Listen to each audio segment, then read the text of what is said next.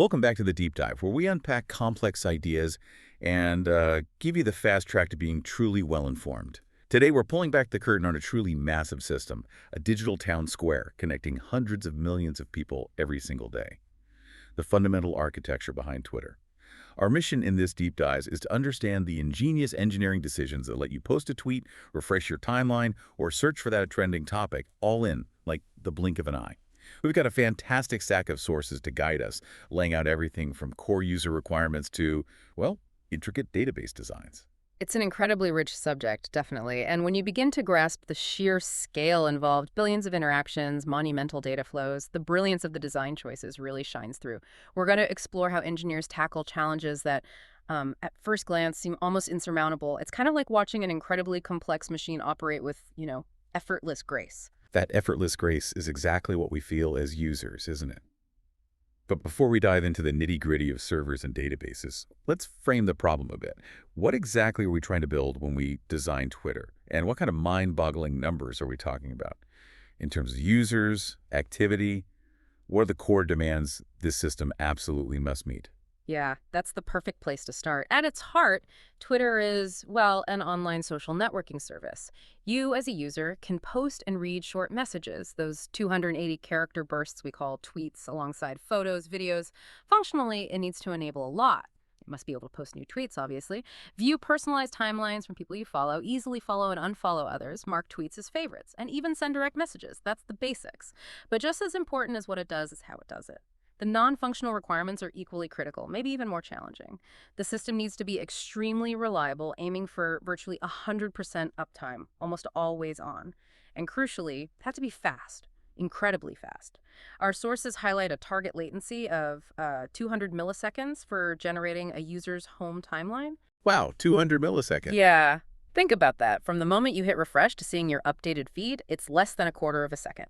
Beyond that, the platform also needs to support robust, real-time searching for tweets, identifying trending topics, and even suggesting new users to follow, keeping things dynamic. 200 milliseconds for a timeline. Hmm. That's an astonishingly tight window when you Yeah. consider the scale. So what are those numbers? What kind of daily activity are we talking about that necessitates such rapid response times? Okay, prepare yourself, because the numbers truly underscore the challenge. Our sources estimate a massive daily active user base of around 200 million, DAU, they call it. These users collectively generate approximately 500 million tweets every single day. 500 million tweets, okay. Right. And here's where that read-heavy nature comes in. Sure. Those tweets receive an astonishing 28 billion views daily. 28 billion. Billion. With a B. So, way more viewing than posting. When you consider the data, an average tweet text is small, maybe 300 bytes. But add media, photos, videos, an average tweet might easily be 10 kilobytes. This Yeah. adds up really fast. Roughly 30 gigabytes of new text data daily, plus another like 247 gigabytes per day just for media. Wow. And just distributing that media requires a staggering 22 gigabytes per second in bandwidth, just for the pictures and videos. 28 billion views versus 500 million tweets. That's a huge disparity. More than 50 to 1 reads versus writes. What's the most significant implication of that read-heavy characteristic for the engineers trying to build this? Where does that insight push them? That read-heavy nature fundamentally shapes almost every architectural choice. It's huge. If you have, 50 times more reads than writes, you just can't treat every view as a fresh database query. The system would collapse. So the biggest implication is an absolute reliance on caching and pre-computation. Okay, caching or pre-computation? Exactly. Instead of building a timeline every single time someone requests it, you try to have it ready, waiting. Optimized for super fast retrieval. This pushes you towards strategies that favor serving existing data over constantly generating new data from scratch, especially for those home timelines. It's a classic trade-off, really. Yeah. More complexity on the write side when you post the tweet Right. to make the read side, when everyone views it, feel instantaneous. So with those absolutely massive numbers and that emphasis on fast reads guiding them, how does one even begin to lay out the fundamental pieces? What's the bird's eye view, the architectural diagram that makes sense of all that activity?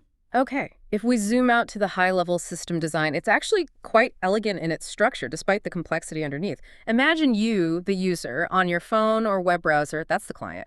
You interact with a web server, which acts as the initial gateway. This web server then talks to various specific APIs, like a read API for fetching content, say your timeline, a write API for posting new tweets, and a search API for all your queries, different doors for different jobs. Beneath these APIs, we have a suite of core services. Each one's a specialist. There's the fan out service, which is absolutely critical. Its job is distributing tweets to all your followers. We'll talk more about that. The timeline service generates your personalized home timeline. The user graph service manages that whole complex web of who follows whom. A notification service handles all those alerts and pushes. And then you have more specialized things like the tweet info service and user info service that provide details about specific tweets or user profiles when needed. Okay, so a whole team of specialized services working together. Exactly. And supporting all of this is the data storage. It's layered. There's a memory cache, something like Redis or Memcached, super fast in memory. Essential for frequently requested data think popular tweets or those pre-computed timelines. Then an object store, like S3 maybe, for all the large media files, photos, videos. They need durable, cheaper storage. And finally, a MySQL or SQL database for the persistent structured stuff. User information, tweet metadata, follower relationships, the core data. That's a lot of moving parts. Can you maybe walk us through an example, like what happens when I post a tweet, and then what happens when someone else views it in their timeline? How does that whole dance work? Absolutely. Let's trace a tweet's journey. When you compose a tweet and hit send, your client sends that request to the web server. It passes it to the write API. The write API first does the important thing, stores your tweet in the main database for persistence. Gotta save it. Right, make sure it's not lost. Precisely. Simultaneously, it sends that tweet to the fan-out service. The fan-out service then intelligently distributes it to the inboxes, or, more accurately, the timeline caches of all your active followers. It also tells the search index service, hey, new tweet here, so it becomes discoverable through search. And it triggers the notification service if anyone needs an alert about it. Okay, so the write involves several steps, updating different systems. Yeah, it orchestrates quite a bit. Now, a moment later, one of your followers opens their app, refreshes their feed. Their client sends a request to the web server, which routes it to the read API. The read API queries the timeline service. And where does the timeline service look first? The cache. Exactly. It primarily pulls from the extremely fast memory cache, where your tweet has hopefully already been pushed by the fan-out service. This layered approach, orchestrated across these services using that cache, that's what allows the whole process from tweet to timeline to feel almost instant, despite all the complexity happening, behind the scenes. That pre-computed timeline in the memory cache sounds like a real game changer for speed. It directly addresses that read-heavy challenge we talked about. But what about the sheer volume of data? Just keeping everyone's timeline up to date, especially for users with millions of followers. That fan-out sounds potentially massive. How do we even begin to store and manage all that tweet data and user data across, thousands of servers probably? Yeah, that's where data sharding becomes absolutely central. You can't store it all on one machine, obviously. Sharding is essentially the strategy for splitting up massive amounts of data across multiple machines or servers to handle the load and storage. If you think about the basic database tables, we'd likely have users with user ID, name, email, etc., tweets, tweet ID, user ID, content, timestamp, and maybe user favorites, linking user ID and tweet ID. Okay, standard stuff. Right. Now, for user data, sharding by user ID makes a lot of sense. You can use something called a consistent hashing scheme. Think of it like a super smart way to assign each user ID to a specific server. So all of a user's profile info, settings, maybe even their follower list, lives on one shard, making it efficient to retrieve. Okay, that seems logical for users. Yeah. But what about the tweets themselves? There are billions of them. Exactly. Sharding tweets is trickier. You have choices and trade-offs. If we shard tweets solely by the user ID of the author, then all of my tweets are on one server. Good for pulling up my profile page. But if I'm a celebrity with millions of followers, that one server holding my tweets becomes an enormous bottleneck, right? A hotspot. Everyone reading my tweets hits that one machine. Bad idea. Right. So alternatively, you could shard by tweet ID. This distributes the tweets more evenly across all servers. And our sources highlight a particularly clever approach here, embedding the creation time directly into the tweet ID itself. Oh, interesting. How does that help? Well, it means newer tweets are naturally spread across many different servers as they're created because the timestamp part of their ID changes constantly. Plus, it allows for incredibly efficient range queries when generating timelines. You can quickly find all tweets within a specific time window on a predictable set of machines. Ah, I see. So you can ask for all tweets between time X and time Y, Yeah. and the system knows which servers to check based on the IDs. Clever. Let's go back to that timeline generation, though. You mentioned the fan-out service pushing tweets out. How does that work exactly? Are there different ways to do it? Yes, definitely. This brings us to timeline generation strategies, and there are two main camps, each with pros and cons. The first is fan out on write, sometimes called the push model. This is what we hinted at earlier. When you tweet, the system immediately pushes that tweet into the inboxes or timeline caches of all your followers. So my timeline is basically pre-built and waiting for me. Pretty much. This makes read operations, you refreshing your feed, incredibly fast. The data is already there in the cache. It's especially powerful for highly followed users. Imagine a celebrity tweet going to 50 million followers. Pushing it once is much better than 50 million reads pulling it later. Okay, that makes sense for celebs. What's the other way? The second strategy is fan out on read, or the pull model. In this scenario, when you refresh your timeline, the system actively goes out and fetches the latest tweets from all the people you follow.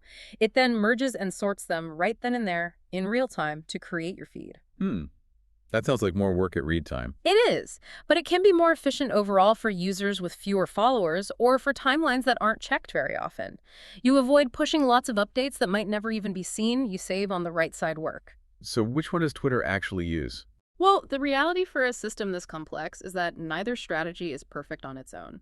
So Twitter, like many similar systems, often uses a hybrid approach. For those highly followed users, fan out on write makes a lot of sense for that instant delivery. But maybe for the long tail of users or for less active parts of your network, a pull model combined with smart caching is more efficient. The key is that it's not one size fits all. It's about intelligently blending these strategies, using that memory cache heavily, and making trade-offs to optimize for different situations. Right, tailoring the approach based on the user's context. Makes sense. Okay, so we've covered timelines. But beyond just seeing your friends' tweets, the ability to search for anything is crucial, especially with billions of tweets. What goes into designing a system that can sift through that mountain of data in near real time and deal with the constant flood of new tweets coming in? Twitter search. Yeah, that's a fascinating challenge in its own right. It's quite different from, say, Google search. The absolute key requirements are that real-time nature and handling that constant, massive stream of new content. Thousands of tweets per second need to become searchable almost instantly.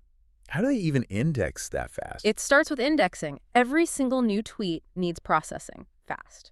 This involves taking the tweet content, tokenizing it, breaking it down into individual words or terms, then normalizing things like making everything lowercase, maybe removing common words, and then storing it in what's called an inverted index. Inverted index. Yeah, think of it like the index at the back of a huge book. Instead of listing pages for each topic, it lists all the tweets or tweet IDs that contain a specific word. So the word podcast would point to a list of every tweet ID where podcast appears. This makes lookups very fast. Okay, so you build this massive index. Yeah. Then when I search, When you perform a search, your client sends the request to the web server, which routes it to the dedicated search API.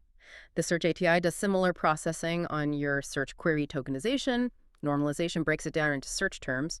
Then it uses that inverted index to quickly find all the tweets matching those terms. but it's not just a random list of matching tweets I get back, right? It seems ranked somehow. I often see tweets from people I know higher up. Exactly. You're spot on. The ranking is crucial and complex. It's not just keyword matching. Several factors influence the ranking. Our sources highlight things like social graph distance. How close are you to the tweet's author in your network? A tweet from someone you follow or a friend of a friend might rank higher for you. Popularity. How many retweets and likes does the tweet have? More engagement often means higher relevance. And of course, recency. Newer tweets are often prioritized in Twitter search, given its real-time nature. So it's personalized relevance, not just generic relevance. Precisely. The algorithms try to figure out what's most relevant to you considering your social connections and what's currently popular or timely. And yeah, the scale for search is also immense.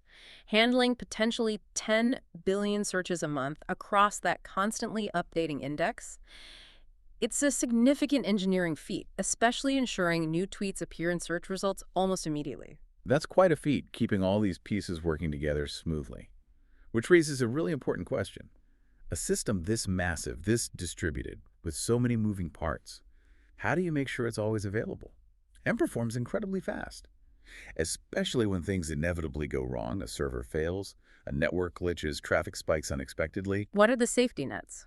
That's a critical point because distributed systems solve scale, but they absolutely introduce new failure modes and complexities. The resilience comes down to really three critical pillars working together: replication and fault tolerance, extensive caching, and intelligent load balancing. These are the core safety nets. Okay, let's break this down. Replication and fault tolerance. Right. Data isn't stored in just one single place. That would be way too risky. Databases use secondary replicas, meaning identical copies of the data exist on different servers, often in different physical locations.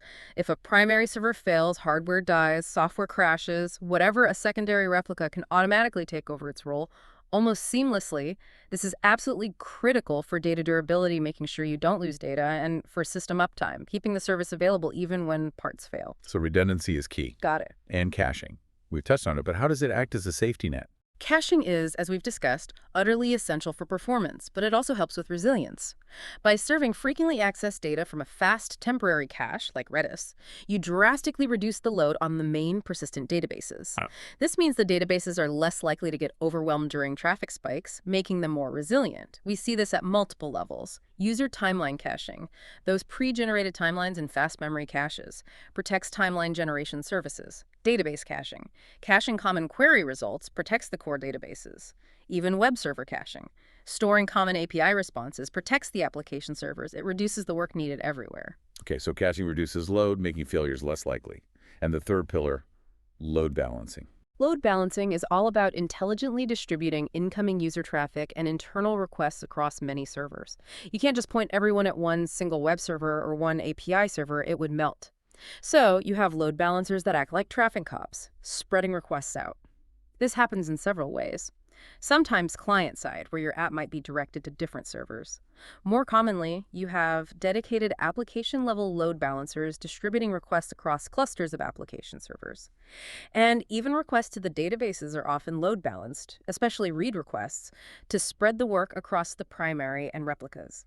It prevents any single component from becoming a bottleneck and failing under pressure. So replication handles outright failures, caching reduces the strain, and load balancing spreads the work to prevent strain in the first place. Exactly. These mechanisms work in concert. They anticipate failures because failures will happen in a system this large and provide graceful ways to handle them, often completely hidden from you, the user.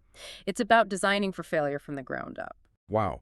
From billions of daily views to instantaneous search results handling failures. This deep dive into Twitter's system design really showcases the extraordinary engineering. It's so much more than just servers.